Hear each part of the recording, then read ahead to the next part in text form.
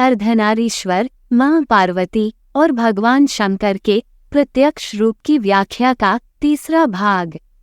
अब आगे सुनिए। कुछ आख्यानों में शिव को गहरे और गोरे रंग, आधे पीले और आधे सफेद, आधे महिला और आधे पुरुष और महिला और पुरुष दोनों के रूप में वर्णित किया गया है। कुछ आख्यानों में शिव पार्वती को उपदेश देते हैं कि उनका आधा शरीर उनके शरीर से बना है। स्कंद पुराण में पार्वती ने शिव से अनुरोध किया कि वे उन्हें अंग से अंग गले लगाकर अपने साथ रहने की अनुमति दे और इस तरह अर्धनारीश्वर का निर्माण हुआ। जब राक्षस अंधका ने पार्वती को पकड़कर अपनी पत्नी बनाना चाहा तो विष्णु ने उसे बचाया और अपने निवास पर ले आए। जब राक्षस वहां उनका पीछा करने लगा तो पार्वती ने उसे अपना अर्धनारीश्वर रूप दिखाया। आधे पुरुष आधे महिला रूप को देखकर राक्षस की उसमें रुचि खत्म हो गई और वह चला गया। इस रूप को देखकर विष्णु आश्चर्यचकित रह गए और उन्होंने स्वयं को उस रूप के स्त्री भाग में देखा। शिव पुराण में वर्णन किया गया है कि निर्माता भगवान ब्रह्मा ने सभी पुरुष प्राणियों प्रजापतियों का निर्माण किया और उन्हें पुनर्जीवित करने के लिए कहा, जो वे करने में असमर्थ थे। सृष्टि की गति में परिणामी गिरावट का सामना करते हुए ब्रह्मा हैरान थे और उन्होंने मदद के लिए शिव पर विचार किया। ब्रह्मा को उनकी मूर्खता का ज्ञान दिलाने के लिए शिव उनके सामने अर्धनारीश्वर के रूप में प्रकट हुए। ब्रह्मा ने शिव की अर्धांगिनी से सृष्टि जारी रखने के लिए एक स्त्री देने की प्रार्थना की। देवी सहमत हो गईं और उन्होंने अपने शरीर से विभिन्न महिला शक्तियों का निर्माण किया, जिससे सृष्टि को प्रगति की अनुमति मिली। लिंग पुराण, वायु पुराण, विष्णु पुराण, स्कंद पुराण, कूर्म पुराण और मार्कंडेय पुराण जैसे अन्य पुराणों में रुद्र शिव के रूप में पहचाने जाने वाले अर्धनारीश्वर के रूप में प्रकट होते हैं, जो ब्रह्मा के सिर माथे से निकलते हैं। सृष्टि की धीमी गति के कारण ब्रह्मा के क्रोध और निराशा के अवतार के रूप में प्रकट होते हैं।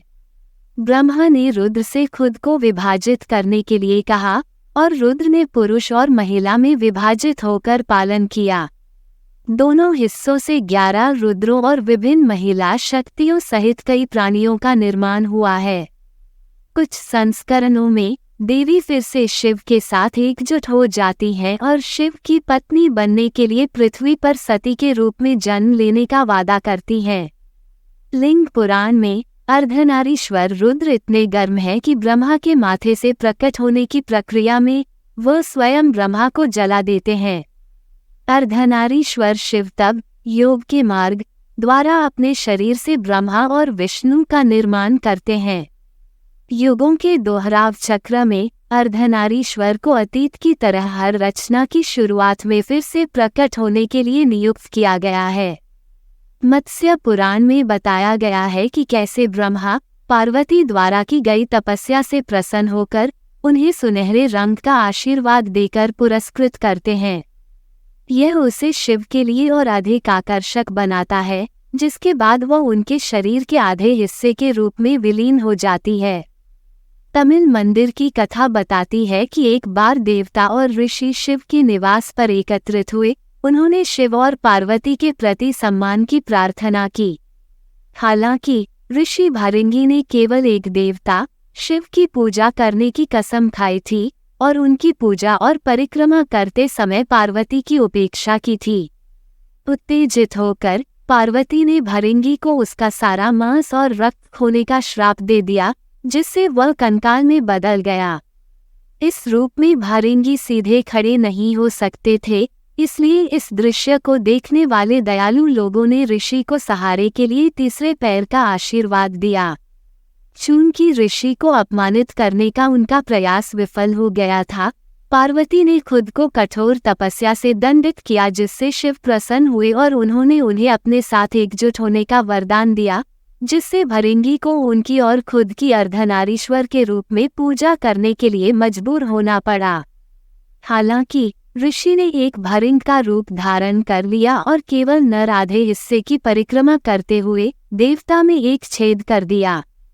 उनकी भक्ति से आश्चर्यचकित होकर पार्वती ने उन्हें आशीर्वाद दिया।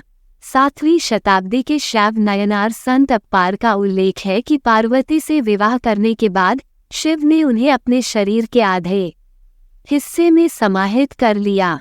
अर्धनारीश्वर का महात्म्य 3रा भाग समाप्त। चौथे भाग के लिए अगला वीडियो देखें। धन्यवाद। आप देख रहे थे गॉड ब्लेस टीवी हिंदी। हमारे साथ जुड़ने के लिए सब्सक्राइब अवश्य करें।